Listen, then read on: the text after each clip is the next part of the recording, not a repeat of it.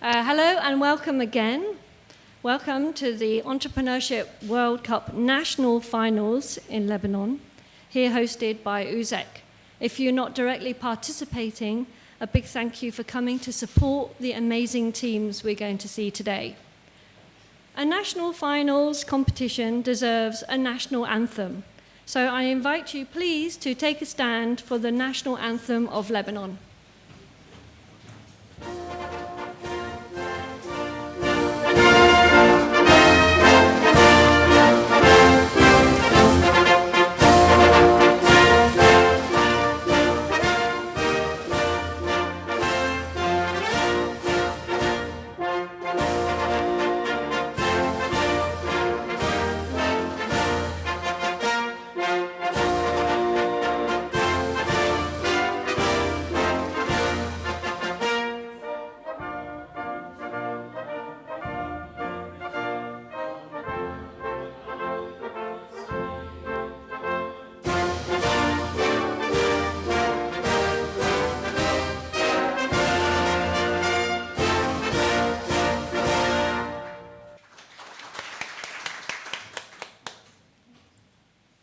And to begin with, an overview of the EWC, we will watch a brief video by Jonathan Ortmass, the founder and president of the Global Entrepreneurship Network, about the importance of entrepreneurship and giving us the bigger picture.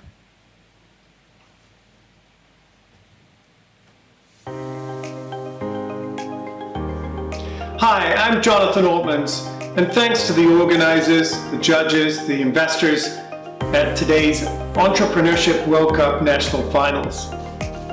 A very big special thanks, however, to all of our competitors. You're not just the doers and the dreamers of our society, but you're taking the risks. You're the ones that are helping us to navigate through a period of uncertainty, addressing some of the big challenges of our day, ranging from climate change to emerging from this pandemic, and of course all of the frontier issues that are faced by our various industry verticals around the world. Gen Global, we began our journey about 15 years ago focusing on the startup community development and on supporting the entrepreneurial support organizations that help to make your path easier. And 5 years ago, we decided to accelerate our work on the front line with you, the founders. It was marked and kicked off with Richard Branson in the opening of our first startup campus, now the largest in Africa, called 22 on Sloan in Johannesburg. And since then, we've reached more than 500,000 founders over the course of this last few years.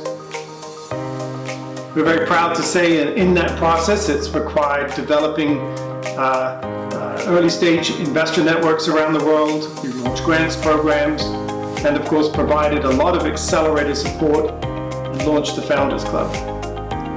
We're very, very excited to be intricately with you on this journey through the Entrepreneurship World Cup. So I want to invite you to stay with us. We're in it for the long haul.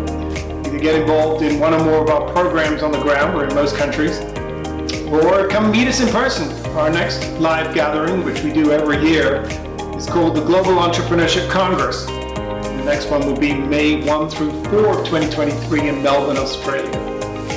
So thanks for letting me take a few seconds to wish you luck today and to thank you for all you do in not just helping develop your own future, but that of your fellow citizens and the communities around you.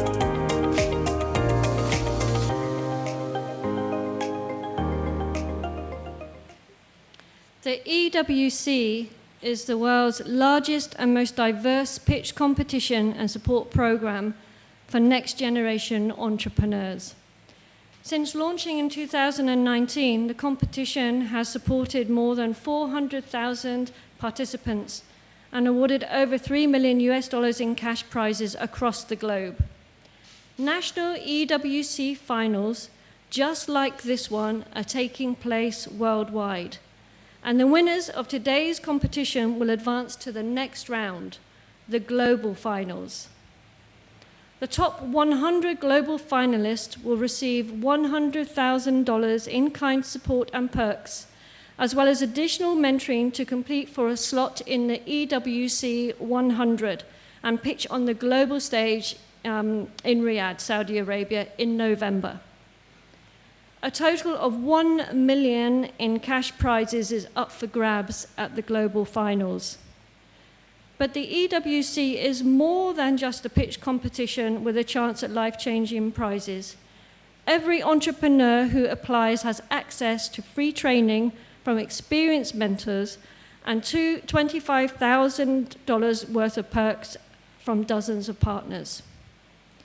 We would like to extend a big thank you to the Global Entrepreneurship Network for creating the Entrepreneurship World Cup and organizing it globally in partnership with Monshaat, the Small Business Authority in Saudi Arabia. This EWC competition is also made possible thanks to our national partners, which include Lebanon's ecosystem partners, investment, outreach, and business support. Thank you. So before we get down to business and see the 10 teams pitch, the president of USEK, Father Talal Hashim, would like to say a few words. I would like first to welcome you all at the Holy Spirit University. And thank you for coming to our green campus together around a very important topic for us, entrepreneurship. Actually, entrepreneurial culture and mindset has been historically at the heart of the Lebanese Maronite order to which USEK is affiliated. And this has been proven throughout the years. More specifically, USEK stresses this culture and constantly tries to highlight its importance for the development of its students and faculty. Our belief is that entrepreneurship is not only starting your own business, it's a way of thinking and doing. In other terms, it is a culture. And to better consolidate this culture, USEK started in 2017 the Entrepreneurship and Innovation Center, which contributed a lot in developing the academic programs in different schools and assisted the students and faculty in starting their own business. The center is sparing no effort to move forward with new ideas to have all our students embark on impactful entrepreneurial initiatives. Finally, I'd like to thank the organizers of this gathering. I'm sure it will be a success. And thank you goes as well for all the partners in standing by USEK for the organization of this event. USEK always pushes to host global events related to entrepreneurship, such as HALT, NASA Space App, and others. It is quite a challenge for us, and EWC comes definitely as part of our commitment to help our community. In particular, our country, Lebanon, in general. These initiatives help a lot in providing avenues and market opportunities to the startups to scale to the regional and global market. I will not forget to thank our team at the Entrepreneurship Center, a team, and I would like to stress the word team, always dedicated and passionate in delivering the work with the leadership of Nancy Saliba. And thank you also for the judges. And to the participants today, bear in mind, it's not about who is winning. You are all winners. You all have the potential, and you just have to pivot the best you can and be agile to overcome all the challenges and adapt what you are doing to the market. Thank you again, and good luck for everyone.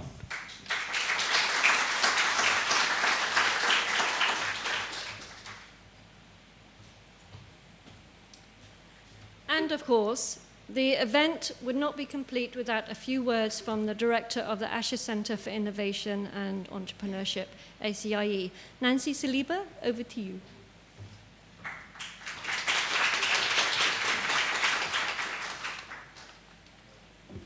Thank you, Father Talal. We are finally back to normal, hosting physical pitching event, finally, and you are happy.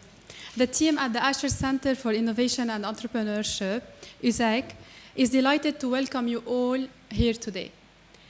We are having 10 fantastic teams ruling together wonderful solutions and innovations to take us to the era ahead where each wants to build promising businesses in Lebanon that will be able to scale up across the globe.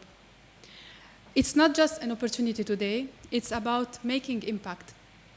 I hope that you will enjoy the presentations and that entrepreneurs, students, investors, and everyone present here today to benefit from networking and finding a way where you can collaborate, get inspired, and build connections. The Asher Center for Innovation and Entrepreneurship, ACIE USEK, is here to support entrepreneurs, enabling them to generate impactful ventures for Lebanon. It's time now for pitching, and I would like to thank the judges for their time and their input. Well, enjoy the show, everyone, and good luck to the startups. The floor is yours.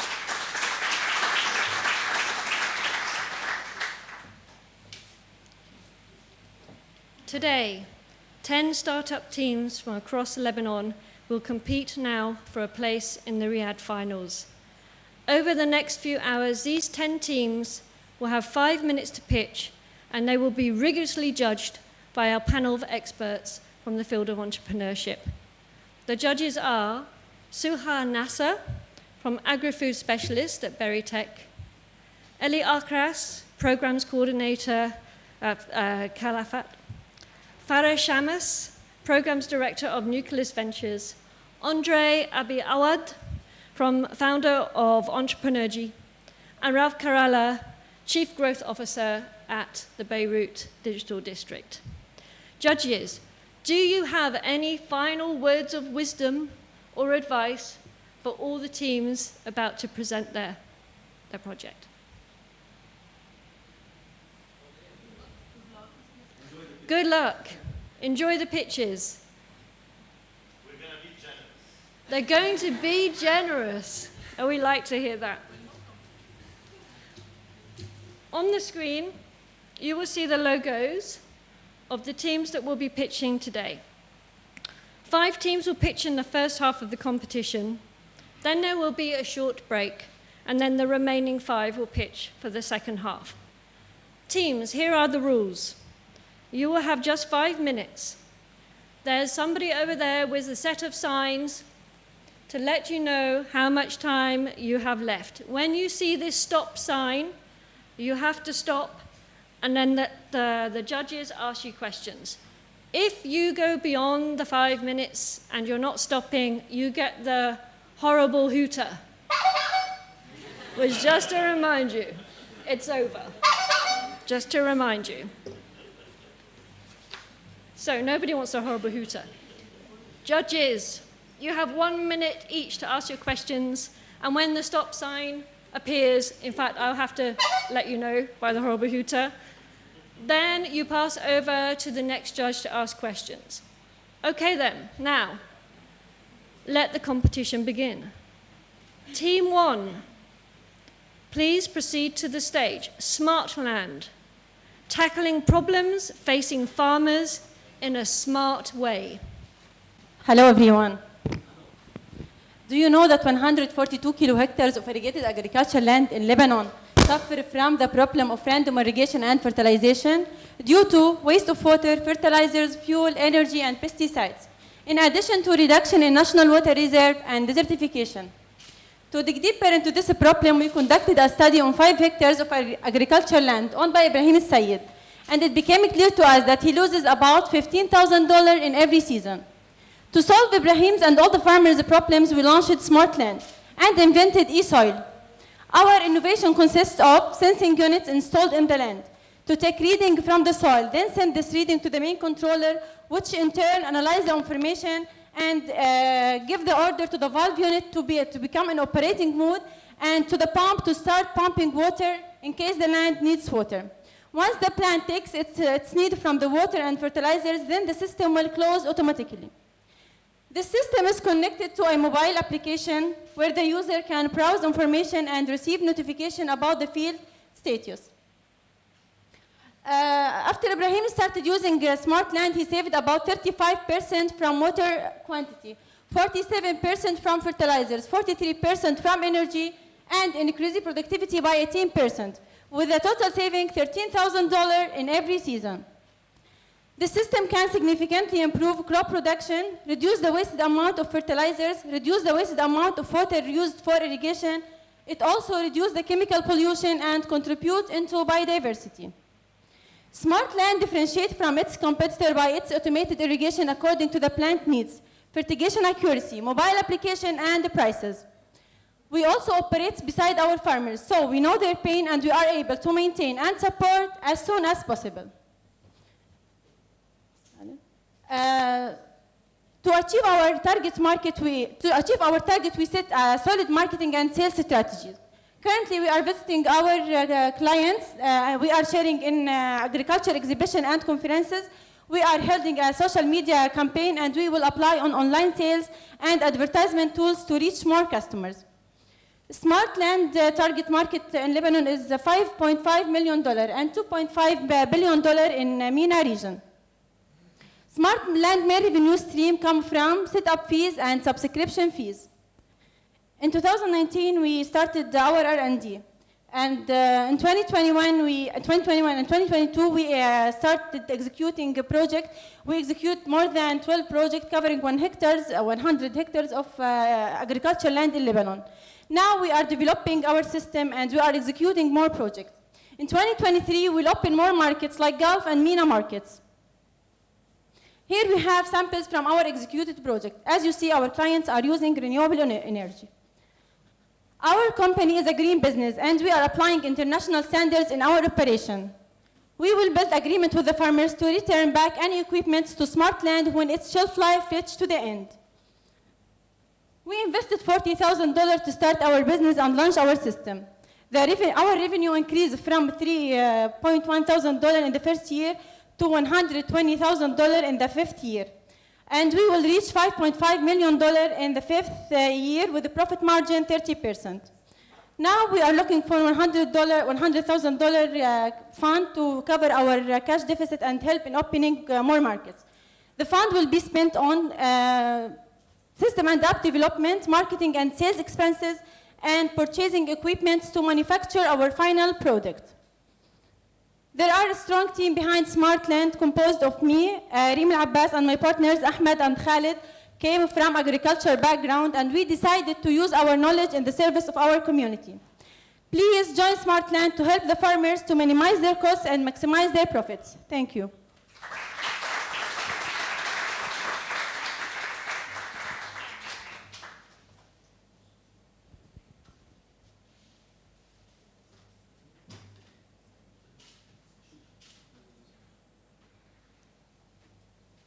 Okay, so it's over to you, judges. Please proceed. Can you go back to the competition slide, please? Thank you, very nice pitch. And just wanted to check with you on the competitive edge. We've heard about similar solutions. What's going to put you differently when you're pitching on a global, in a global competition? We have competitors in the market, but we have many features that differentiate from them. We irrigate according to the plants and fertigate according to the plant's needs, while other competitors can irrigate according to the plant's needs, and most of the competitors only monitors the needs of the plants, and the decision maker is the farmers, not the smart system.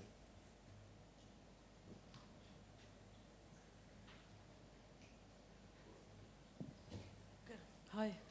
Very good pitch. Can you talk more about your strategy to reach out to farmers in rural areas, and maybe like some feedback about your experience talking to the farmers you've already worked with so far? Yes. First we go to the farmers directly and talk to them about our innovation. But as you know, the farmer is still very traditional and does not trust the technology and to install a new technology in their lands. But after we started installing installing in their lands and beside them, they started trusting us, and most of them install our system after they see the result on other lands. And also we have marketing on the social media, and we reach a lot of farmers on it.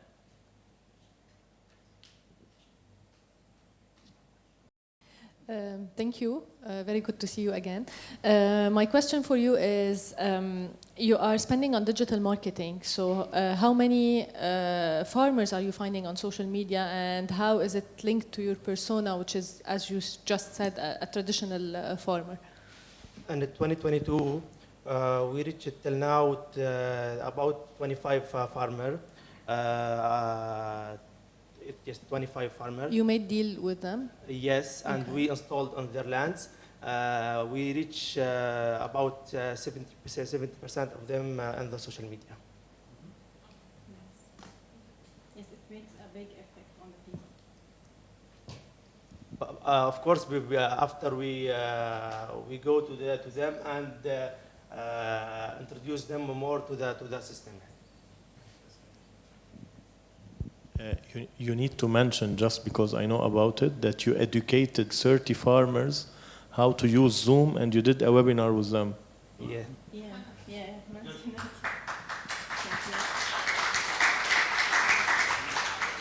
it. Thank you for the presentation. Bismillah alayk, it was too quick.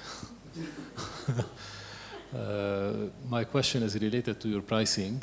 So you mentioned it's between $200 and $1,000. So little spread is too big. What's the difference from 200 to 1,000? And then what didn't make much sense for me is basically the saving for the farmer, which is per season around $13,000. So don't you think the pricing is too low? You can price it much higher and make more profits? It is too low for now, but it's low for now because we need to introduce more farmers to the solution and to know the benefit of it. Then we will start increasing our price. No, the 200 and 1,000, it's depend on the size of the land. One farmer has 1 hectare and other farmer has 100 hectares. Thank you. Thank you. Thank you. Volunteer circle, professionalizing volunteering for maximum impact. Please, can you come to the stage?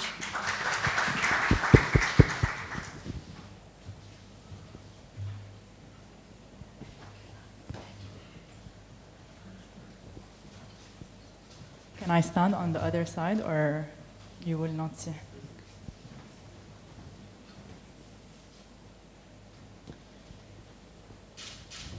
Ready. The timer has started? Oh, okay. No, not yet. Okay. The world is a dangerous place, not because of those who do evil, but because of those who look and do nothing. Often people want to volunteer, but they don't know how or where to start. Imagine you want to volunteer. You go knocking on doors, contacting organizations non-stop, only to find out that all volunteer opportunities are either outdated or not for you. So you completely lose sense of trust and motivation. This happened to me in summer 2016. I traveled to Tanzania to experience volunteering. Imagine booking a ticket, getting the vaccine, applying for a visa, getting accommodation, all this process, much easier than volunteering in your own backyard. I was living in Lebanon, and we were already ongoing 3 nationwide crises. The demand was so high. And the insight there was that the access to volunteering, the process needed to be fixed. and I wanted to change that. Volunteer-related challenges impede service delivery, and they negatively affect the access to job market and innovation. They lead many to remain underemployed or unemployed, and not due to skills shortage, but mainly due to skills mismatch between dynamic volunteers' offer and organizations' demand. With the volunteer circle, when 1 million people want to volunteer, they will remain 1 million. We introduce a smart marketplace that provides skilled volunteers on demand, organizes informal and formal volunteer management, and reduces the hassle of volunteer recruitment. We designed the platform in a way both organizations and volunteers join in less than 3 minutes. And anytime you ask, how can I make an impact in my community, or who needs someone like me, you get matched the opportunity that suits your time, skills, availability, and location immediately. Only in 3 years, and only using a very prototype website, we facilitated more than 8,000 matches between 10,000 volunteers with diverse skills and talent to 30 nonprofits, touching the lives of almost 1 million direct households. 1 in 5 people in this room is either a volunteer or an organization part of the volunteer circle. So scale this nationwide. It's specifically during the pandemic and the continuous crises that we learned how volunteering is the direct route to upskilling, entrepreneurship, and employment. So why us? We transform volunteering from traditional into an accessible, personalized, and holistic experience. There are a number of organizations trying to fill this gap, but what they cannot replicate is our model and our network. We realized that connecting volunteers to organizations is not enough. We need an end-to-end solution. That's why we work on incentivizing the supply and building the capacity of the demand. And in under 3 years, we've secured our position as pioneer and market leader in digital development and volunteering. We,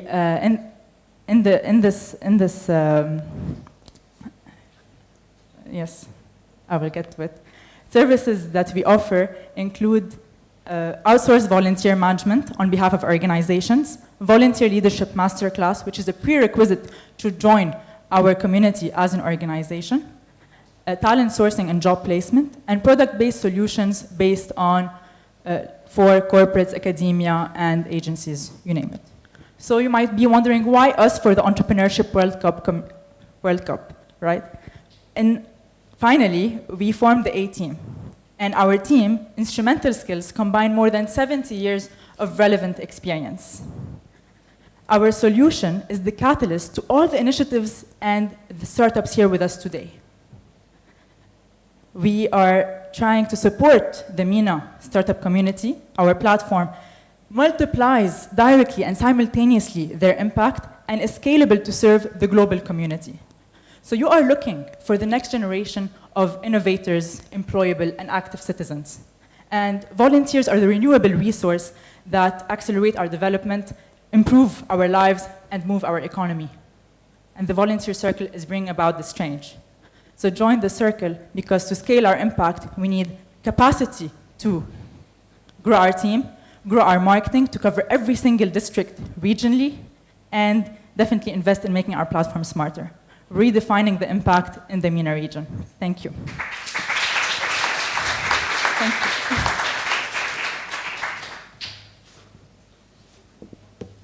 you. Okay, judges, over to you.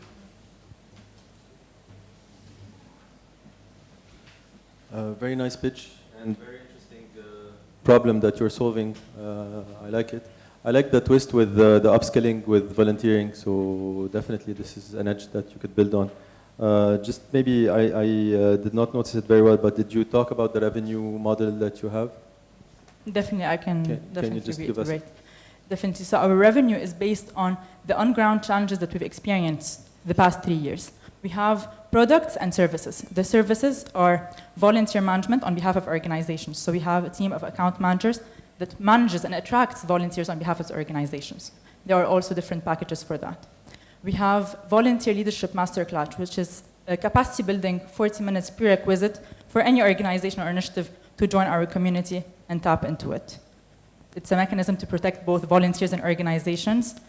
And then we have the job placement referral program. Any organization, company, institution that wants to hire skilled and skilled talent that has also previous volunteer experience that matches it. And we have the product. The product base is a plugin for any institution, academic, corporate, agency. We're working, for instance, here with universities such as UBLAU, and we're trying to work with USEK. And we all... Sorry? We're late? No, actually, you were the first to be contacted through Ali. But we had some issues with the registration, and so now our registration, alhamdulillah, after the state paralysis, we're going to resume. So thank you for this opportunity. And we're also here in a partnership with ministries, such as the Ministry of Social Solidarity in Egypt. It's a product base, so it doesn't need an existing community of talent. Here. Thank you. Hi. I wanted to ask you about the impact slide. There was a number where you mentioned the cost saved. If you can explain more, what is actually this cost? And another question is that you mentioned during your presentation, during your pitch, that you are supporting and building capacity for demand. I understand the part where you can build capacity for on the supply side, which is the volunteers, but how do you build capacity on the demand side? Thank you very, very much for your question. So to first answer your cost-saved question, the cost saved is a mechanism for impact measurement where we ask the organizations upon listing the volunteer opportunity, if this volunteer was a paid talent, how much would you value their input at? Whether it's full-time, part-time, per hour. And it computes the costs. This is an accumulated cost. As for the capacity building of the organization side, what we mean by that is an example of that is the Volunteer Leadership Masterclass. So before joining our organization, what we do is we sit with the initiative or the startup, and we map out their challenges, their weaknesses, their opportunities, and their threats to be able to have an action plan where they can use volunteers for that. So we just try to, as much as possible, build their capacities in terms of how they recruit talent, how they attract volunteers, how they integrate them with their staff. If they're a startup that's just starting, what are the different roles that they can list on the platform, how to list these roles, how to measure their impact, how to manage talent online. All of this, we made it into bite-sized episodes, 40 minutes, for anybody who cannot attend in person. So this is just an example of capacity building for organizations. Thank you for the presentation. My question for you is, how are you reaching out for volunteers? So how are you building this big community of volunteers, basically? Directly through events. Some of it is through digital storytelling, showing the volunteer success stories and why do people volunteer, because people volunteer for different reasons. And we launched a program called Mayors of Impact during the pandemic in February 2021. Mayors of Impact program, basically an accelerator program where we recruit or attract community champions in their regions, so Zgharta, Baalbek, Saida, Sur, you name it, every region, and we train them in civil society, lingo, how to accelerate, how to mobilize your community to make an active impact, how to map out opportunity. Okay, sorry, we're almost out of time. Can we wrap up now? Design thinking, innovation. And, and Mayors of Impact is just one program to accelerate and decentralize our impact beyond one city. And of course, I mentioned newsletter and digital and all of this. But while we're sitting now, there must have been maybe 20 volunteers who signed up. Okay, next up is a team that's raising green standards in fertilizer production. Please welcome Sea Green.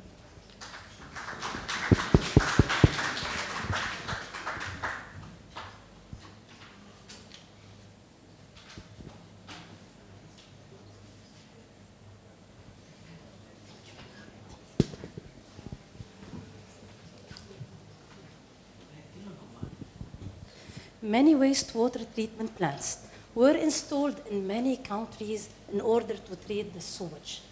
At the end of the treatment process, the water can be used in agriculture or safely discarded in the sea.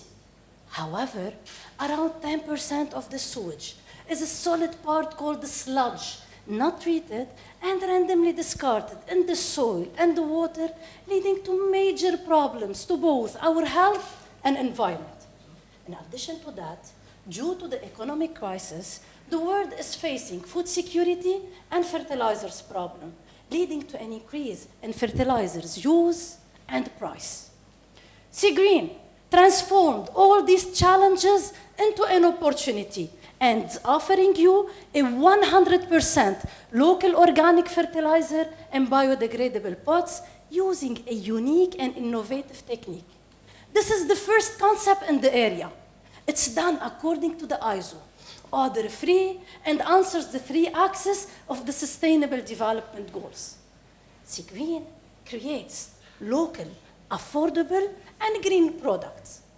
Our project has 4 different impacts: health impact and environmental impact. By treating the sludge, we will be reducing the waste.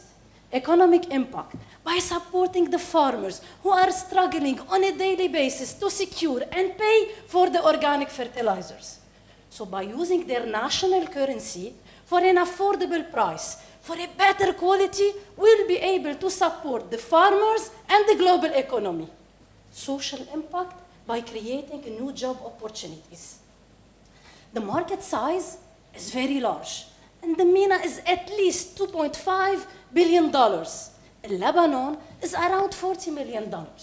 And due to the awareness on using organic fertilizers worldwide, the demand on organic fertilizer is increasing. According to the data research, the market of the organic fertilizer size will have an annual rate of 10% between 2022 and 2029. Through a B2B business model, we will be able to target the maximum number of farmers, and our potential partners are going to be the wholesalers. So using this business model, our project will be able to scale up quickly, and the revenue is much faster. And as you see in the projections, our project has an exponential return. Due to this unique, innovative technique, Sea Green received not only the national IP, but the GCC IP as well. During the small-scale production, many farmers tested our product. We received a lot of recommendation letters from these end users. They were very satisfied and waiting for the larger scale production. In fact, our story started here in USEK as a PhD research project of Dr. Dani Romanos, the founder of Sea Green, where we decided to move it into a business project in 2019. So between 2019 and 2021, Sea Green participated to many national and international competitions, and we were able to secure at the end of each competition a jury prize. In addition to that, we were invited to participate to many national and international sharing experience events. All these events were covered by local and international media channels, such as Beritech Media, IOF, MBC, LBC, New TV, ArabNet, Exclusive, and others. Now, we are very proud and glad to inform you that we implemented our first production line in Bekaa. Many trials were done. Sea Green components are very satisfying, and the results are according to the international standards for using the sludge in agriculture. As for the next steps, after getting the approvals, we will launch the larger scale trials. 2022, starting the national production and moving to green production line. And 2024, installation of our second production line. All this work was done by an executive experienced team from different specialties who is asking you to support them to ensure the global food security and using a green energy for a full sustainable green production process. Dear all, we invite you to support Sea Green and believe in Sea Green in order not only to save our global health and environment, but also our global economy. Thank you.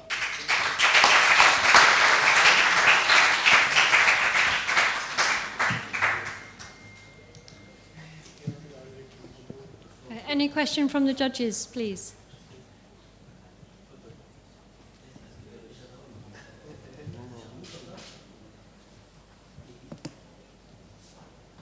you for the presentation. We're used to it. It's always good to hear from you. My question, where are you now on the market side? So is there any real contracts, anything really concrete happening now? Is there concrete demand, or is still pre-demand phase? We already started in parallel with the implementation phase, many communication with the wholesalers. One of the biggest wholesalers already tested our product. He compared our product using the control as per the research techniques and one imported organic fertilizers. Local wholesaler? Here in Lebanon, he is covering 90%, 6 wholesalers. They are covering 90% of the Lebanese market. And other than the farmers who are living near the warehouse there. So this is why we're waiting for the final approvals to launch the national production. We're working on now doing...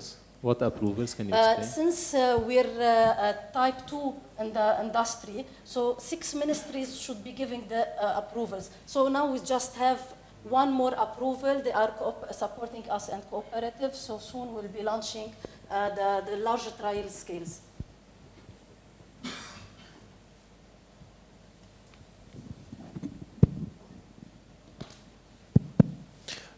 How can you scale when you go abroad? Are you selling the products, or are you selling the license because you have IP, or are you going to establish your own factories abroad? Yes, thank you for your question.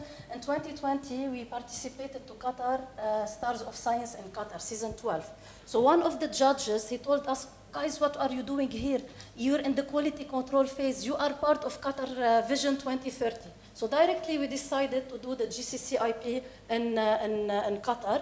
So we're thinking about doing a sister company. Now we should launch our work in Lebanon, implement a second production line in Lebanon, and later on we will be using the strategy of sister company. And this is why we also implemented our factory 10 minutes away from the Lebanese-Syrian borders. So that was part of our strategy as well. Start on a national level and sign contracts with sister companies outside the country, especially in the GCC. Thank you. The IP is on the process or the product itself? The IP on the process. And you can have different, for example, in Europe, they don't know currently what they should do in order to treat the sewage. Sludge. So they are doing land filling or incineration, or if you read the ISO, there's more than one technique. So our IP is on the process. It's not, so this is why when they ask us, how are you treating the sludge, we cannot share additional information. A commercial viability study on how much does it cost you to collect them and then to treat them, in comparison to how much profit can you get out of selling your fertilizers? Okay, so the first question, how we are doing to collect them. We started 2 years ago. The communication was the CDR. So they were very supportive, and we are currently, for the trial phases, we are taking the sludge from Zahle wastewater treatment plants. And we already started the communication a few months ago with the UNDP, since the UNDP will be in charge of the wastewater treatment plants in Zahle.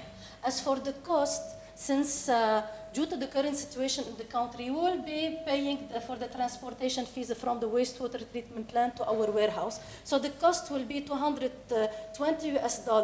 We will be selling it in $350 US. If you are lucky, you can get an imported organic fertilizer from outside by paying at least $600 per ton. So our price is very, very affordable and competitive. Okay, and now we will have the penultimate team before we have a short break. This team, Shabab Lab, is planting the seed of social entrepreneurship in youth. Thank you. Thank you.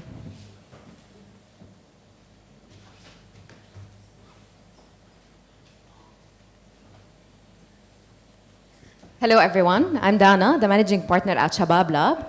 It's the emerging Coursera of Arab innovators. I'm going to share with you some visions that are sustainable and dream-like visions. And my colleague here mentioned Qatar Vision 2030, Saudi Vision 2030, Jordan International Vision by 2025. But can we get there anytime soon with the prevailing consumer mindset in our youth? And these visions have the development and the innovation in their very core. So how can we expect these youth to drive the change? And according to the World Bank Group, the situation in the MENA requires renewed focus on education, not as a national priority for social and economic growth, but as a national emergency for peace, prosperity, and stability. And as well, we've seen how the e-learning exploded post-COVID. And it is a market expected to reach $1 trillion by 2028, according to the Global Market Insight in 2022. So we saw an opportunity there. And for us, it's not any education, but the right education. So we created Shabab Lab, an e-learning platform that plants the seed of social entrepreneurship as young as high school students. We integrated in our platform that we bootstrapped for less than $30,000 the latest trends in e-learning, such as self-paced microlearning, interactive element, transcription, captioning, and always live student support. Our secret sauce to success is our program methodology that was developed by our co-founder, Dr. Mona Aitani, an assistant professor at the American University of Beirut, with more than 10 years of experience in the academic field. It relies on the three main pillars: community engagement, technology development, and entrepreneurship. Here, students not only learn about entrepreneurship, but they apply. So at the end of each program, they present a solution to a problem that is pressing in their community as a social business. Our revenue streams are based on registration fee per students. We have B2B with schools. We have B2C individuals that we are empowering during the Qatar World Cup. And we have contracts with institutions and top schools. We've generated so far $370,000 in revenue through integrating our programs in 15 top international schools, and by that we reached more than 3,000 students. And most importantly are the 100+ student-initiated projects that had a great impact on their society. And in fact, we have one of these projects competing now with us in the EWC that you're gonna see, and we wish her the best of luck with Emma. And we're aiming to get to 150,000 students by 2026, according to our expansion plan that you see. We are a team of 9 that are passionate about our vision, with 3 of our board members are PhD holders in business, entrepreneurship, and innovation. If you believe in our mission, join us in taking our platform to the next level, adding valuable content to our youth, expand our team to reach new markets such as KSA and Egypt. And here, or you can be part of our vision by spreading the word and be part of our programs. So you can go and follow us on Instagram, not just to follow us, because great leaders make more leaders, and that's what we do. And best of luck for Emma that's gonna be presenting and competing with us today, and we wish to see more competing in international competitions as well. Thank you.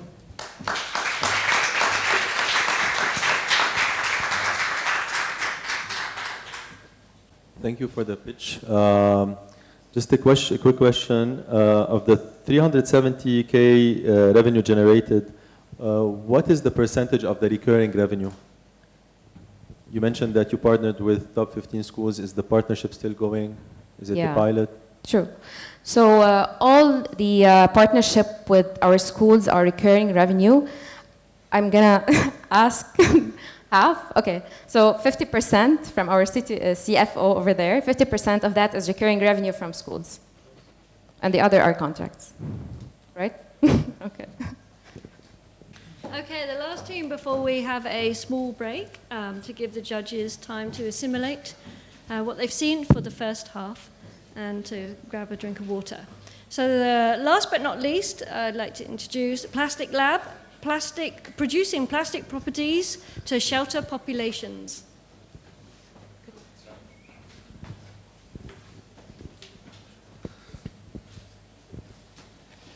Hello, I'm Rami Sbeh, co-founder and CEO of Plastic Lab, and we turn your plastic waste into construction materials. Globally, the global population is growing fast, and it is estimated that by 2050, the number of houses and buildings will double worldwide, leading to a growing need for construction materials. Currently, the use of materials such as wood, steel, and concrete poses a lot of problems. 39% of the total carbon emission are caused by the production of these materials. As well, they are not being recycled, they require a lot of maintenance, and there is no local production, especially in Lebanon. As an opportunity, and in Lebanon, with the ongoing waste crisis of 2015, the high price of imported raw materials, and the devaluation of the local currency, and worldwide, where we have a movement toward green and sustainable buildings, and the 2030 agenda set for the SDGs set by the UN, Plastic Lab came up with a solution where the collected plastic waste from organizations and municipalities are sent to us, where we are sorting the plastic by type, by colors, shredding it, and then turning it into 100% recycled construction materials that are sold to contractors and designers, where they can integrate them in their sustainable buildings and furniture. Eventually, at the end of life of the product, it's gonna end up as plastic waste, ready to be recycled again. We have 3 products. So we have the sheets, the beams, and the blocks. Using them, we can create beautiful furniture such as tables, benches, foldable chairs, and picnic tables. As well, we can integrate our materials into the design projects such as beam wall cladding, sheet wall cladding, brick walls, and even an entire plastic structure. When buying our products, there is no need for maintenance or paint. They are unique and customized. We give a long warranty time for the products. They are local and affordable, and they are water resistant. As mentioned before, we have 2 main revenue streams. It's the sale of our materials and the sale of our furniture. It's a direct sales for contractors and designers, and even for B2C. We did the market sizing for 2 of our main competitors, which is the plywood that we want to replace. It's the plywood and the MDF. So for the plywood, we're aiming to get 2% of the Lebanese market for the first 5 years, which is valued around 1.1 million. The same goes for the MDF. We're aiming to have 3% of the market for the next 5 years, which is valued around 1.8 million. As you can see on the chart, we have a better quality than the local and Chinese construction materials, and we are more affordable than the European materials. Recently, we did some strategic alliances with waste facilities in Lebanon. Actually, we're trying to do with all of them, as well as municipalities. We're getting the plastic from them. And we did as well collaborations with designers and architects, and this will reduce our cost and increase our sales. We it's been 2 years, we won 6 national competitions. And recently we won an international competition with Enterprise Singapore, a program called Agorize. And we got the opportunity. We are actually collaborating with Lagardère Travel Retail. They are a company which is responsible for the renovation of 5,000 duty-free outlets all over the world. As a financial forecast, so as you can see, we're planning to have an exponential growth. A significant growth in revenue is expected in 2024, justified by our expansion into foreign new markets. And in 2026, we're aiming to have a net revenue of around $830,000. We are currently, we started working on requirements needed for the certification and the export of our products. In December of 2022, we want to complete our R&D on our sheets versus the plywood. In March, we're aiming to double our production capacity to 20,000 sheets. In June of 2023, we want to start exporting to foreign markets. And in September, we want to kickstart Plastic Lab's operation in a foreign market. Our impact, so we managed to recycle 50 tons of plastic, which is which is equivalent to 50 trucks of waste diverted from landfills and from oceans. And we already saved 44 tons of CO2 emissions. I'm Rami Sbeh, I'm a biochemist. Ralph Bourgi is a mechanical engineer, and Ralph Sbeh is an environmental and infrastructure planner. We already invested in $170,000 since 2020, and we're planning to expand the team to 10 employees by end of this year. We are currently at 7 employees. And we're asking for $200,000, which will be spent on marketing, salaries, machineries, R&D, and our fleet. Finally, I just want to mention our initiative started as a fun project, and now we have big responsibilities. Thank you. It wasn't Rami. Yes, hi. يعطيكم العافية. Thank you. First, you didn't mention that you have a facility, right? Yes. Okay, that's something to mention. Second, I would like to know how are you selling now? What's your biggest sale? Who are your biggest customers? Okay, so yes, we have facility in Halat, and we started like it's been 1 year. And the sales, in terms of sales, for the first 6 months, it was very slow because we were like in the process of the R&D and so on. But now we're participating in exhibitions, and it's direct sales for B2C. So we're bootstrapping, and we're getting a lot of traction by selling our furniture. But in parallel, we're working on 4 or 5 projects with designers on specific projects. So we're gonna have like a collaboration. We're trying our best to collaborate as much as possible with all the designers in the MENA region. So this will be the main revenue stream for us. Thank you. Thank you, Rami. Very beautiful what you're doing. My question is about your unique value proposition. So how do you define it? And what are the barriers to entry? Sorry? Barriers to entry. The barriers to entry. Barriers to entry. Okay, so as for the USP, so I mentioned this as well. Anything that is damaged from our products can be returned, and we can reshred it again for the fact that we are sorting by type and by colors. So it has like in terms of production, it costs a lot, but this is what we are providing, and this is the best way of plastic recycling actually. So keeping the circular economy and the circular loop. So our USP is that anything can be recycled again. So this is it. Okay, I didn't understand the barrier strategy, so. Okay, so yeah, building a network of collaborators around us, especially with the waste facilities and municipalities, as well as for the designers in Lebanon, this can be like a big thing for us. And this is what this is our full focus right now. Thank you. Can someone copy the idea easily? Also, the technology can be copied easily. This is the first question. I think this is what Eli also was asking. And the price compared to plywood. So if you eventually want to compete with plywood. Yeah, I forgot to mention, so we are inspired by a community called Precious Plastic. So the IP is not there. It's not about the product. It's not about the machines. Anyone here can do the same thing using the same machines, sorry, but not the same thing. So what we are doing, and this is why we're called Plastic Lab.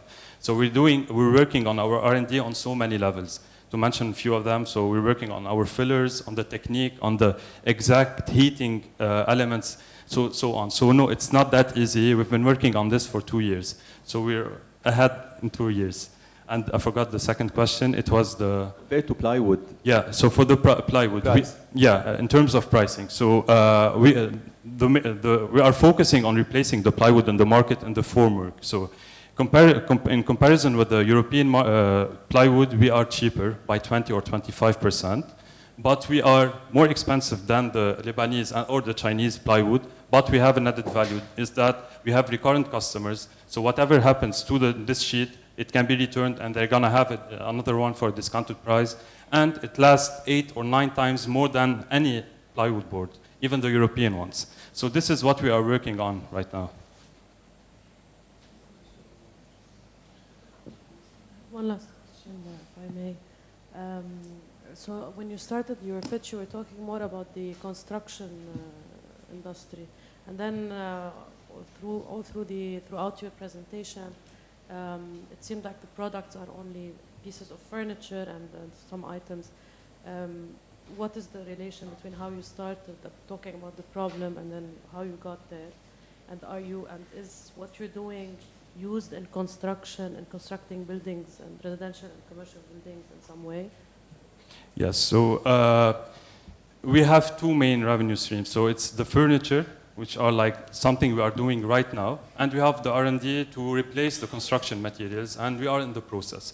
So within 2 or 3 months, we're gonna have this is why we're raising funds actually. And we have something, we have a prototype and an MVP, and we've been doing tests.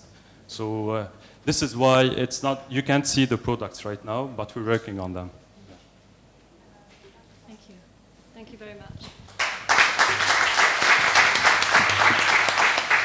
So we have seen 5 of the 10 teams, some of the latest and most important entrepreneurial concepts in Lebanon at the moment. We still have 5 more. Who will be in the top 3? That's the big question. Maybe this is something you'd like to discuss with the person next to you, because it is also a good opportunity to discover, connect, and network with other people in the room.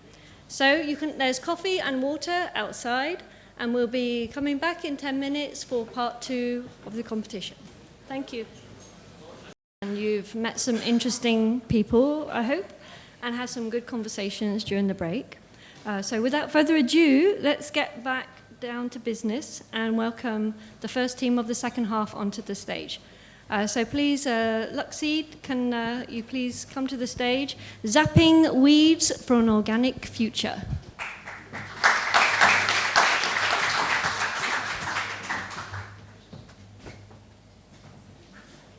$43 billion will be lost if weeds are left untreated. And that's in US soybeans and cornfields alone. Weeds cause yield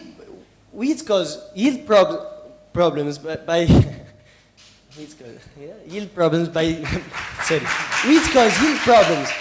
by stealing nutrients and water away from the crops. Farmers depend on expensive and unreliable hand weeding and on herbicides, which are harmful chemicals. Even more, many weed species have become herbicide resistant.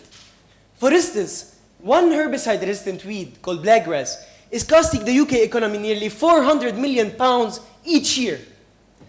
To tackle these pain points, Luxeed is building a robot that uses a laser beam to kill more than 90% of the weeds with high precision. This way, we can help farmers transition to organic and sustainable farming. From a business perspective, we will provide farmers with weeding service and charge them per hectare, the way they're currently used to. And once the product can guarantee 90% weed kill, we will sell the robot. After interviewing more than 20 farmers, we validated our market and signed 9 letters of intent with onion farmers who are either interested in the service or in buying the robot. The global weed control market size was $28.2 billion as of 2018, which marks our TAM. Our SAM consists of a potential 6 crops and 6 countries that Luxeed can scale to in the future. Our SOM is geographically limited by Lebanon and the Netherlands, as well as our first 2 crops, garlic and onions. We reached a product solution fit on specific crops, so we discovered where the laser is invaluable and irreplaceable. The laser's precision tops all other solutions, and it's the only one that can be used in the hardest fields to weed, such as onion and garlic fields.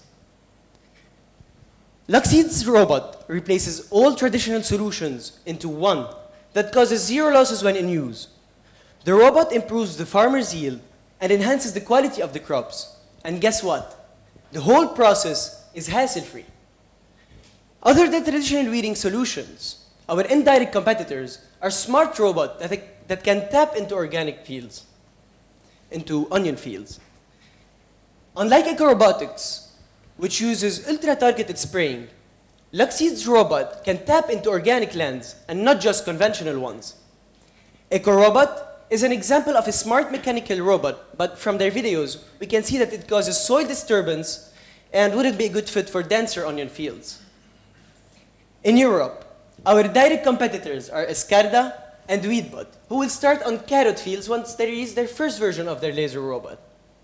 Unlike our robot, Weedbot is using a less effective blue laser, while Escarda is using a very expensive camera. Now in the US, Carbon Robotics is the first and only success story of a startup that raised $34 million in their Series B and sold out all their laser robots in 2021 and 2022. We graduated from the Agritech Accelerator program and received a total of $37,000 to build a functional prototype. We've won first place in 2 hackathons, one in 2019 and one in 2021. We've also achieved a precision of 75% on our machine learning model, and we're still working on enhancing it. We've conducted the first prior art searches and discovered at least 3 patentable features. We've also conducted a pilot project in May 2022 with a large-scale farmer in Bika. We tested the second version of our prototype and mainly the effectiveness of the laser that came up very successful with a positive customer review. Now, to go from prototype to product, we are in the process of designing the product according to European standards, improving on our machine learning model, and build the first robot for initial traction. We are a team of 3 co-founders with an engineering background behind this innovation, and our complementary skills allow us to oversee product development to completion. We also grew our team to include 5 engineers who I can tell you are as passionate as we are in solving this problem with technology. Of course, and we also have a dedicated board of advisors in electronics, finance, and agriculture.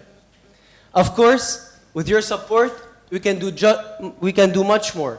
So join us in our journey to make chemical spraying a thing of the past and organic crops a realizable future. Thank you.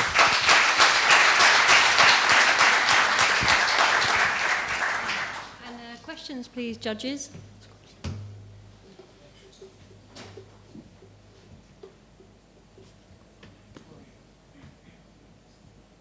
Do you have an engineer on the team? I checked the team slide. You have engineers on the team? Of course.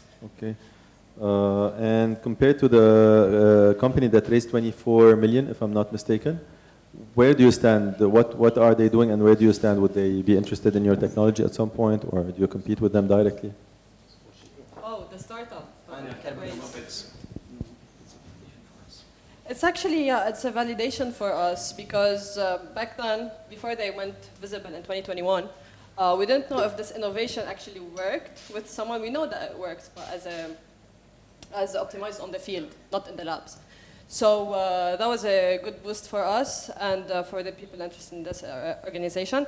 But as an exit strategy, maybe you're mentioning if they buy us or something, that could work, but they're based in the US. I'm not sure how feasible it is for them to move into our prioritized market, which is in Europe.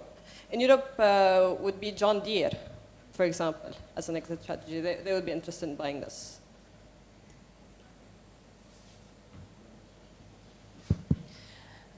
Thank you.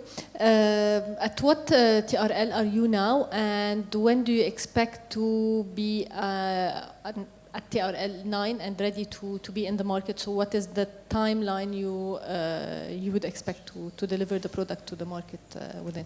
Yes, I actually forgot which one stands for what, but I think we're it's at fine. 6. Okay. 5 or 6, something like this. Okay. We did test it manually and we did test it on the field robotically, automatically. Okay. So that's for sure. But we tested the prototype. We saw the results. Actually, the farmer sent us the results because it was far away. And he was excited to see, like, look, they died. So yeah, it was good. Machine learning still needs time because it's a hassle to get the images, train them and label them, the whole process. So we're automating both processes, labeling and image gathering now, soon to get another 8,000 images and label them with AWS. Okay, so by when you expect? Yeah, so our robot is technically in development. We're in the design phase first, according to European standards. So in order to build the mechanical parts, it's super easy. But in parallel, we're enhancing the machine learning model, and then we'll build the robot along the way. So we expect it in like a year and a half to have the accuracy that we actually need in order to be able to sell the robot. But the services can be done, I believe, in like, not this season, the next season. So we just need the finance to do product development. This summer is actually when we started like fine-tuning the product, not the prototype. There are different mechanisms. Thank you for the presentation. My question is your investment ask. How much are you looking for? And from a price perspective, how much are you going to sell? What are your profit margins? And compared to the US competitor, will you be selling at a lower, higher price? Too much question. Right. So, well, you're right. We didn't include the ask slide. Actually, as a pre-seed startup, we would be looking for in between 300K and 500K. But we are still fine-tuning even the estimations, depending on the robot and the market components that we're getting. So we're not there yet, that's why we didn't include the slide. And as for the next question, what was it? Price, yes. Price, we won't go into the US market. I'll tell you what we did with the European one. We scanned all the competitors, see how much they're selling their robots, and apparently around from 80 to 150,000 euros. So we're gonna be somewhere in between, depending on speed. We need to validate it with the market. And we're looking for ROI of 5 years for the robot. So if, let's say, our robot costs 45K almost, we're gonna sell it for like 120, 130, but still to be validated, of course. And the farmers would like to buy 5 and 6 of them, easily. The US one, how much does it cost? We still need to call them and spy. But from their design, easily it costs, the cost to do it would be like 60, 70,000. To do it, to build it. To build it.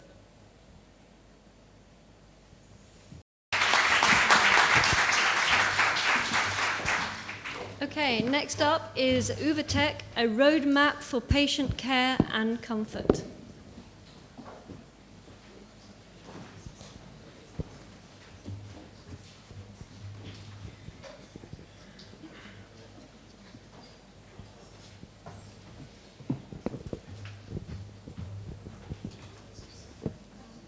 Hi, I'm Shadi, and this is Nagam, and we'll be presenting to you USEK.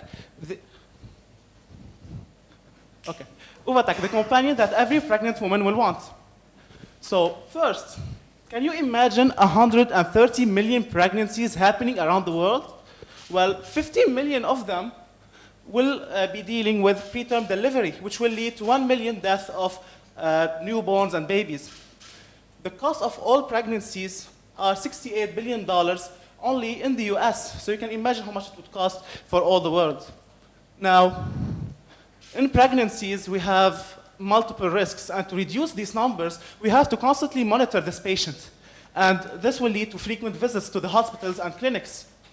So that's why telemonitoring is highly needed in healthcare currently. So it will not only decrease the average cost of the pregnancy by about $15,000, 14.5, it will also increase maternal satisfaction, mainly since the patient will not be at the clinic, less stress meaning prolonging gestational age, less preterm delivery. This is where our USEK application will come into play. It is some kind of an interface between the patient and the doctor. The patient will be able to insert these measurements into this application, be stored. Later on, the doctor will be able to access this data to check on this patient. So in particular, for this patient, we will finally have some kind of an archive or record for this patient from previous surgeries to medications. They will be able to schedule appointments and to do certain video conferencing or voice calls. They will also, for the doctor, they will be able not only to access the data of this patient, they will also be able to check the patients depending on the severity of each patient, so that we can prioritize certain patients depending on their urgency. At USEK, we search to integrate several vital signs which is not present in our competitors, blood pressure, glucose in the blood, even uterine pressure, all of that for only $4 per month. Moving on, we also provide a multilingual content. We track all necessary vital signs, and we deliver personalized diagnosis using AI. In addition to that, gynecologists will be able to visualize more clearly each case they have because of our priority sorting algorithm that will be used in our application. For the market, regarding the global remote pregnancy monitoring market, it is expected to grow to reach $4.72 billion by 2027. Now for our revenue model, and now for our target, we target the Middle East region, first of all, since more than 40,000 pregnancies were recorded each year, And then we can move on to the more developed countries. For our revenue model, we offer a B2C plan for the women and a B2B plan for the Ministry of Health, OBGYN centers, also for the insurance company. In addition to that, we plan to collaborate with strategic partners in order to fund our platform and make it more cost efficient for the users. Our project started in 2021. We have a functioning prototype now, and we plan on further refining it in order to be tested clinically before launching it officially in the market. We have a passionate team of professionals. We are led by Dr. Sandy Rihana, professor. She has more than 10 years of experience in digital health. We have Mr. Pierre Touma, tech entrepreneur, the medical doctor that helped us with the project, Dr. Eli Barakat, and us, the newly graduated students, myself, Shadi Saiba, and Nagam Eid. Thank you. Let's revolutionize women's health. Thank you. Any questions?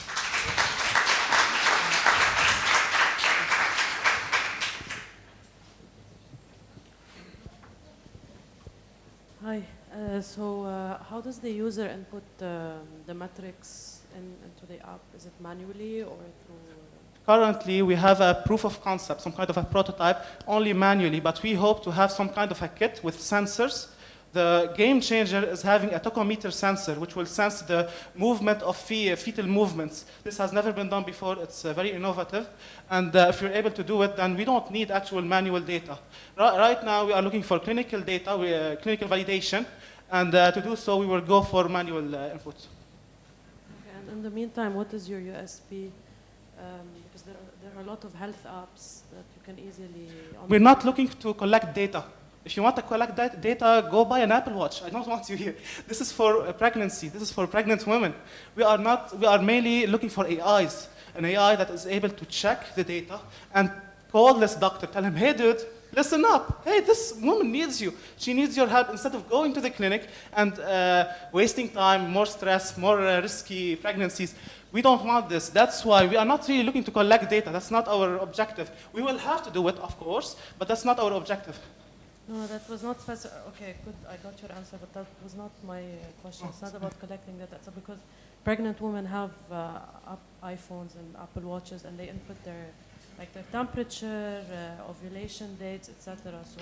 Yes, exactly. We can benefit from this, but what we're looking for is precise measurements. Those softwares that are already present will not allow fine measurement. A doctor needs to see clearly how the patient diabetes, no Apple Watch can do that, how it's fluctuation around a certain period of time. So to see and to even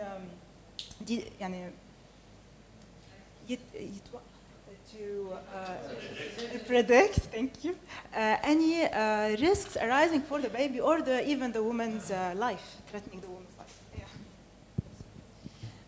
Thank you for the presentation. So my question for you is, what is one pain that you are solving for the doctor?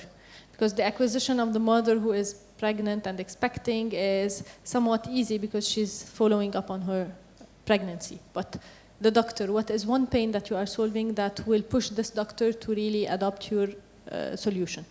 Okay, now we are collaborating with a medical doctor, as we've shown you. One thing he asked for actually is to have his patient listed by priority. Each case, the more risky case at the top. So this will help him know, oh, this case is very serious. It's urgent. I need to deal with it now.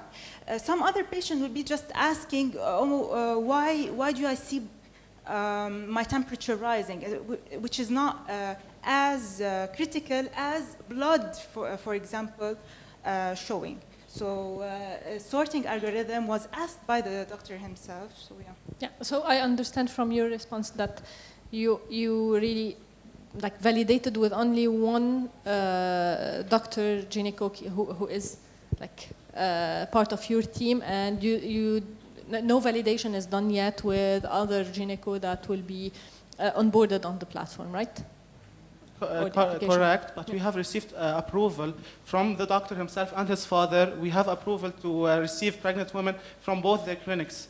So we'll be able to get about between 20 to 30 pregnant women per day to test our application and get feedback and improve it. Also, the main pain that we found. Yes, also for the doctor, we found that each one wants to customize it the way they want. Each person, they want, for example, blood pressure above temperature and so on. So we will have to add some kind of customization option between, to let both doctors enjoy this application and prefer it over others. So just to clarify, so the app is useless if I download it from the App Store and just use it alone, if I'm a pregnant woman. But if my gynecologist has it and so it's like a software as a service with the gynecologist. And the day that tested positive as pregnant, her gynecologist will tell her to download the app, and this is where all the, interesting, okay. Yes. Thank you. Thank you. Next up on the stage is Bayous, giving hope and promise for the deaf and hard of hearing in the job market. Please come to the stage.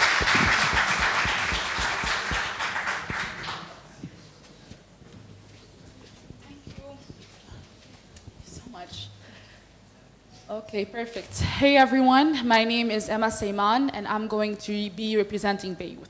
Now, before I start, I want to ask you a question. So, by raise of hands, who here knows to speak sign language? Wow, sign language. No one. And this was expected. Now, I'm not doing that to blame you because obviously no one here was obliged to speak sign language, not once in his lifetime. None of you, I bet, was put in a workspace with a coworker who was either deaf or hard of hearing. Am I right? I think I am. Now, this is expected simply because deaf or hard of hearing worldwide, not talking about Lebanon, of course, are 2 times less likely to be employed. This is first. Now you will tell me, Emma, we don't need to speak sign language. Why not have sign language interpreters with us? Isn't that going to be easy? Well, 60%, and these numbers are done by recent research in Lebanon, of deaf or hard of hearing report the unavailability of sign language interpreters, mainly because of cost. You know, they have cost per hours, and who can afford this nowadays? Of location with the fuel prices rising.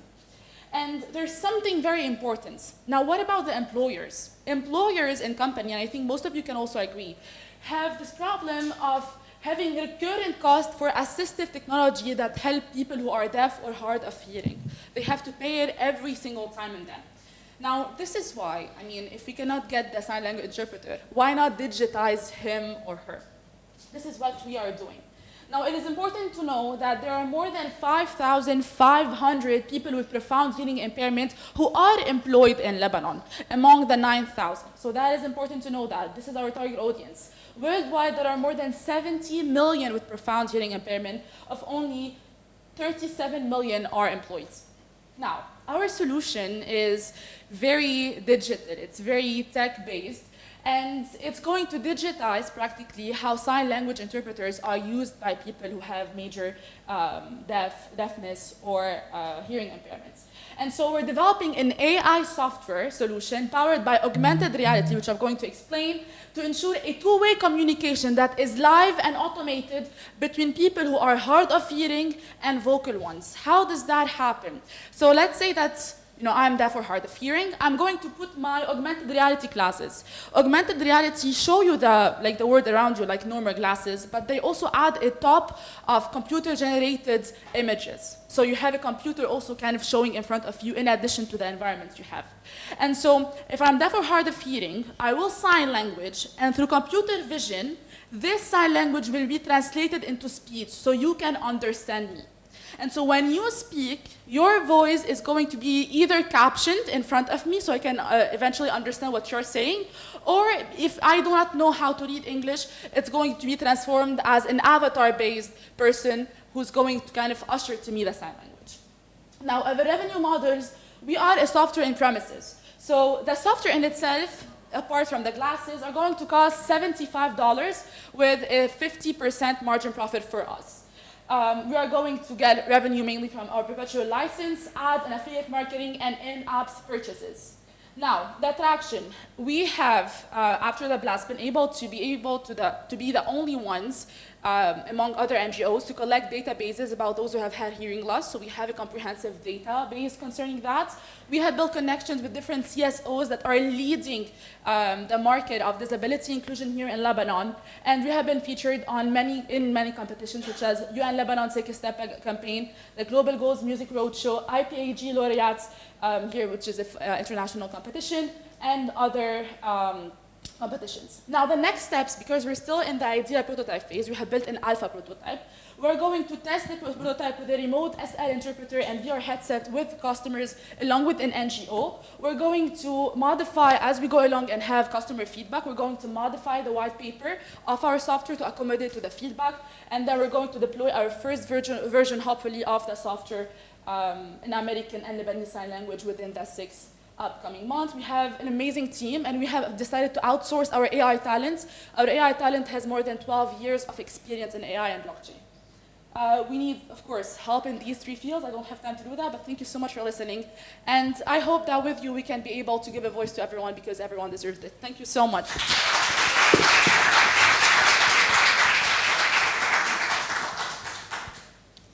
Emma, right? You're on a great mission, and I know about it because my mother used to teach sign language for deaf people. And I don't have any question about your pitch, but one thing that really shocked me, your revenue stream from ads. Why do you need ads? You're on a big mission. You're already selling your service. Just remove the ads and affiliate marketing. Now there's something, because what our mission is, we're kind of a two-way market. We depend also on the AR glasses. We don't sell the AR glasses. So we have to do this affiliate marketing to show people, okay, so you cannot use our software unless you have the AR glasses as well. This is what we meant by affiliate marketing. Can consider that.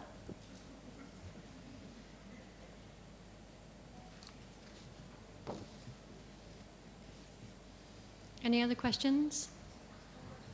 No questions? Okay, so the penultimate team for the second half is Garbalizer, fertilizing the future for better health.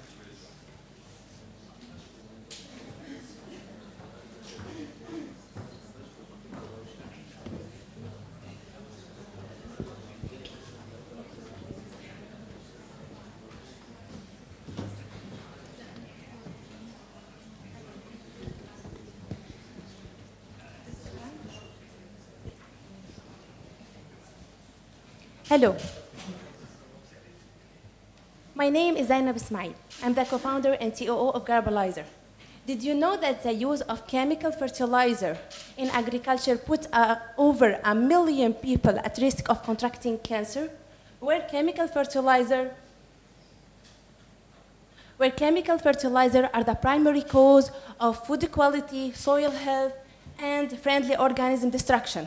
As a result, Garbalizer came to solve this problem by providing a healthy alternative. Garbalizer is a 100% natural fertilizer that can be used on all types of crops, is compatible with all types of irrigation system, and aids by production of healthy crops. How we do it? First, we ask people to sort from source. Then, we convert the organic leftover into fertilizer, which we then sell our production to customers. Before officially launching, we have sold and produced more than 22,000 liters of fertilizer, and we have received positive feedback from customers. This is Khalid, one of our recurring customers. He separated his field into 2 sections, utilizing Garbalizer on one section while using chemical fertilizer on the other. By using Garbalizer, he was able to achieve the remarkable results at all stages of plant growth. Not only that, our product has demonstrated its ability to provide a plant immunity, protect it from diseases, and eliminate insects. We were able to reach new customers by selling our product on the Baalbek region. And on the Baalbek region, and not only that, we intend to expand our work throughout the country, and we receive orders from various regions in Lebanon. In addition, we signed MOUs with municipalities, NGOs, and partners to assist us to help us raise awareness about the importance of sourcing from source. The local and international media and press have played an important role in spreading our business concept and its impact on the environment and health. The natural fertilizer sector has seen consistent growth over the year. Our market size in Lebanon is worth $100 million and GCC $0.5 billion. Our competitive advantage stems from our 4S value proposition, as it is simple, sundry, speedy, and safe, as well as at reasonable price. I am not alone. We are a group of passionate people from various backgrounds, working to achieve our project goals in a unique way with the assistance of expert advisors. In 2021, we validated our idea. We built production line and began producing fertilizer and methane gas. We are currently working on launching officially our product, producing new product, and establishing a new branch in Pshatrin. In 2024, we intend to increase our sales point and begin operating at GCC. This is our financial forecast for the upcoming 5 years, and we expect in the third year to start getting a profit, and the revenue will grow from $7K to $2 million.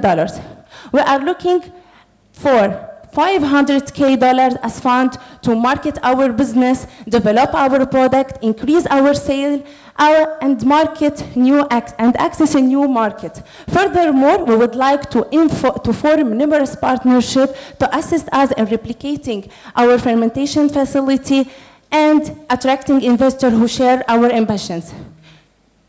Moreover, as one of our goals is to preserve the safety of the environment and health, we target these 8 sustainable development goals in our business model.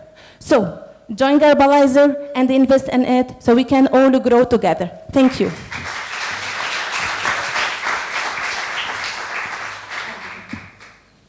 Hi, this is Zaino. A small technical question.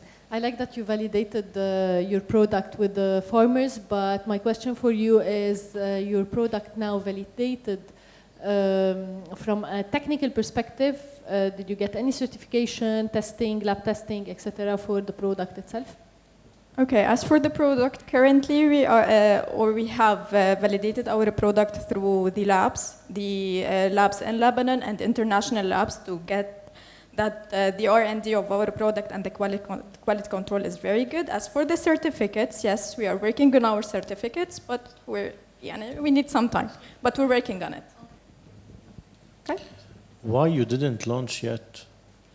Okay, we didn't launch yet because we are making sure that our quality control meets the need of the farmer.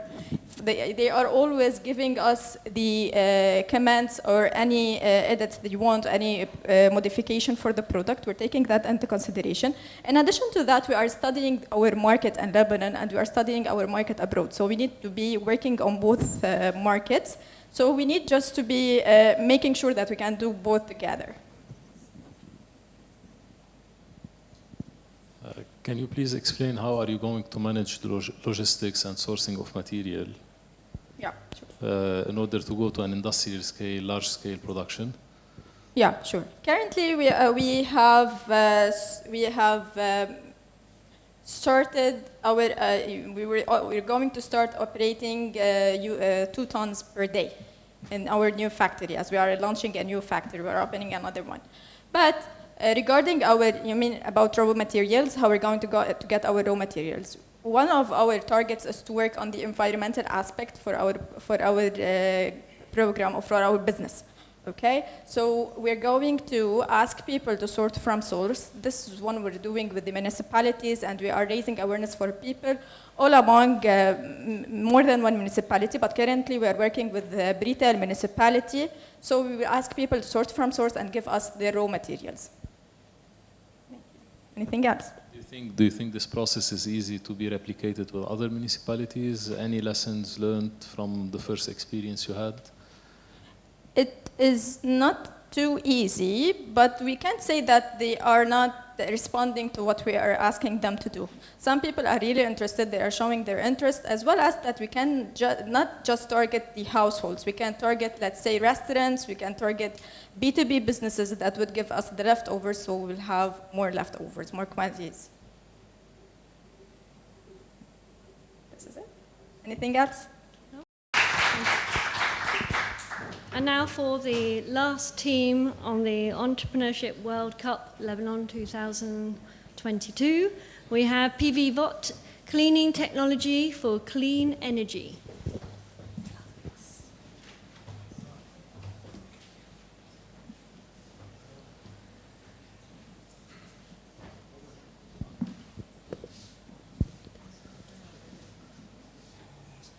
Imagine a car without wiper blades. I bet you will never accept to buy it. This seemingly minor problem has devastating effects. It will darken your future, and it will obscure your vision, literally. Likewise, we should never compromise the cleanness of solar panels. When PV panels are heavily soiled, and especially in dry desert areas, it leads to a 30% efficiency reduction and costs millions of dollars in maintenance. And here's how some PV farms are currently handling the cleaning process. Yes, that's true. They are still relying on manual labor, which is practically the equivalence of you stepping out of your car and wiping your own windshield every time it rains. Manual labor is slow and time-consuming. It's expensive and results in a low cleaning quality. Recently, cleaning trucks have been introduced to the market, a solution that cannot be integrated in many farms due to the huge spacing need between rows, and still relies on human intervention. On the other hand, cleaning robots have been also released with expensive prices, dedication of one robot per row, and insufficient features. And this is where PVBot Cleaner steps in with an innovative, fast, and a fully automated cleaning solution. Our robot is faster than manual labor and requires no water at all. Moreover, it can detect overheated cells. And what makes it even more special and cost-effective is the conveyor that will take the robot from one row to another, eliminating by that the dedication of one robot per row.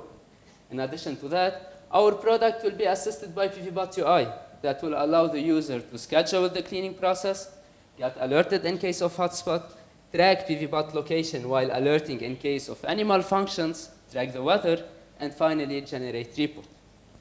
As can be seen very clearly, PVBot abolishes any real competition, ranging from manual labor, going through cleaning trucks that require service spacing, and reaching the row-dedicated robots. We are aiming to expand in the Arab countries, where our current dedicated market exceeds $270 million and is estimated to reach $3 billion in 2030. Our business model does not only rely on selling, but also on leasing, signing maintenance contracts, and platform subscriptions, in addition to partnering with PV installation companies. Comparing ourselves to our competitors, and especially other robots, which, as they are dedicated to a single row, they will have a cleaning capacity of 50 kilowatt only, while PVBot Cleaner with a conveyor has a cleaning capacity of 3,000 kilowatt, which is 60 times more. Cleaning speed-wise and taking manual labor as reference, we have cleaning trucks and other robots 2 times faster, while PVBot Cleaner is 3 times faster. And finally, as initial price, we have cleaning trucks with an average of $100,000, other robots with a minimum of $15,000, and the whole PVBot Cleaner solution kit for only $25,000. So far, we managed to sign multiple letters of intent from both customers and PV companies. And we are aiming to soon implement our MVP in the Zahrani solar farm, which will constitute an impressive and high-end proof of concept, grabbing by that the attention of early adopters and PV companies as well. And all of that couldn't be done without our experienced and growing team that is also supported in terms of industrial technology, R&D, business, and finance. Based on our market research and interaction with PV companies, experts, and customers, we managed to update our robot to the current model, introduce the mobile app, and registered a patent. And now, our next step is to raise $200,000 in order to complete the platform and launch the production of PVBot Cleaner. We are and will always be the first salespeople of our company, but in order to scale faster, we are planning on growing our team, especially by reinforcing the business development unit. Finally, every sold car must include a windshield wiper. Our vision is that every PV farm must install PVBot Cleaner.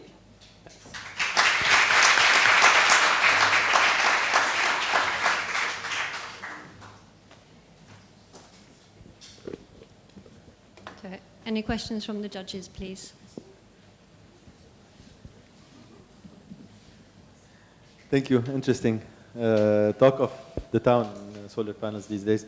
But the problem the problem is definitely there, but the solution seems bulky.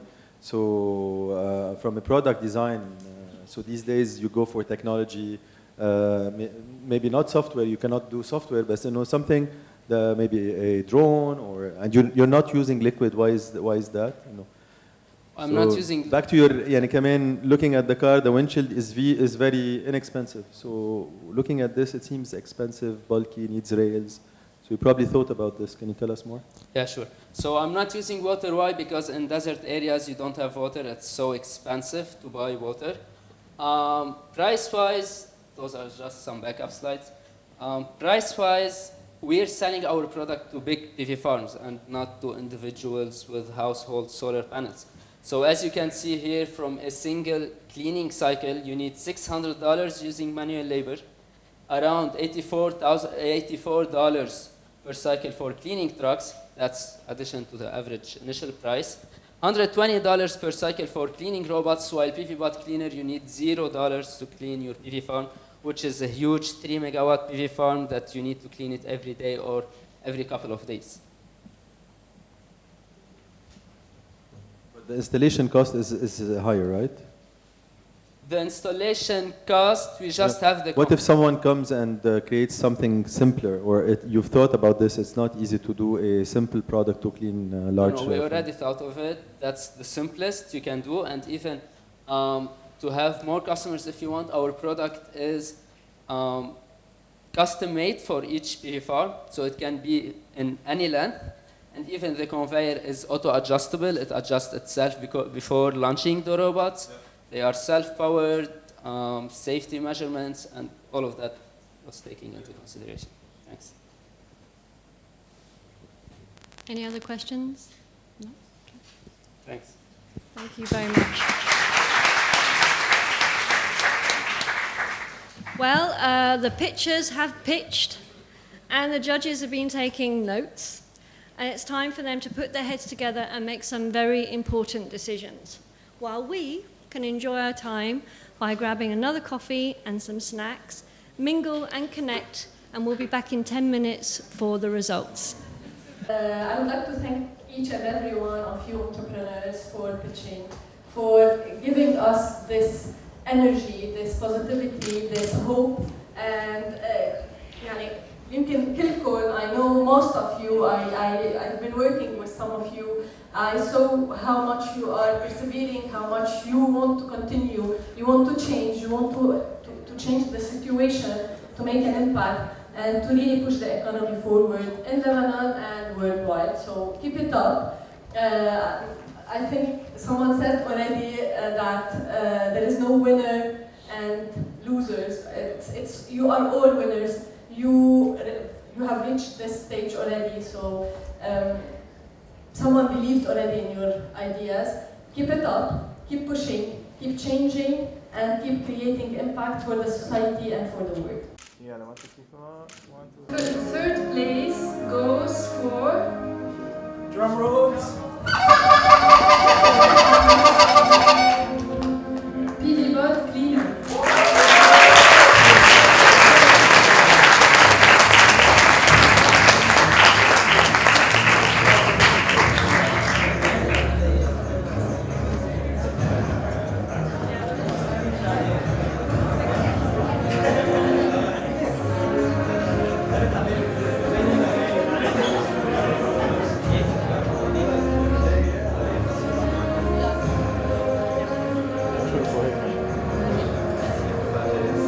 فينا قرب شوي بليز.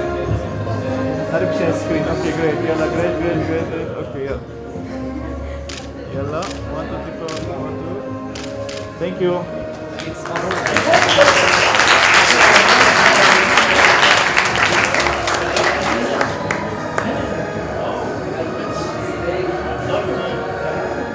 And for the second place,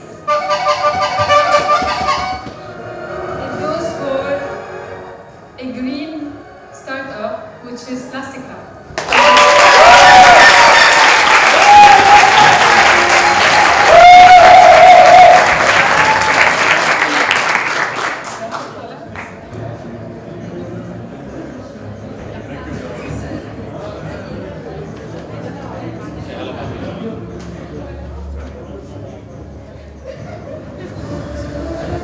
فينا قرب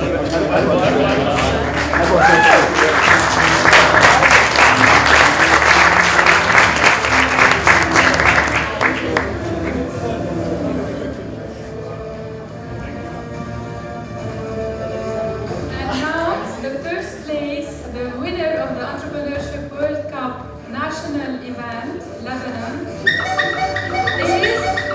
goes for Sea Green.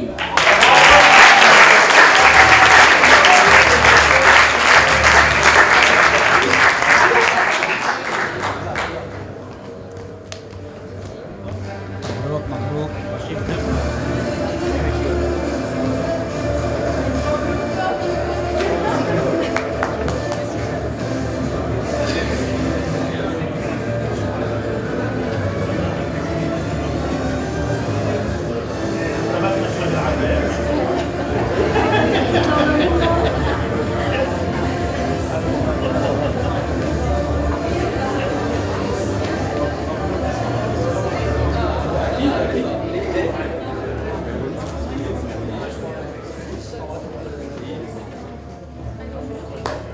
فينا نقرب بعد شوي ولا خلاص؟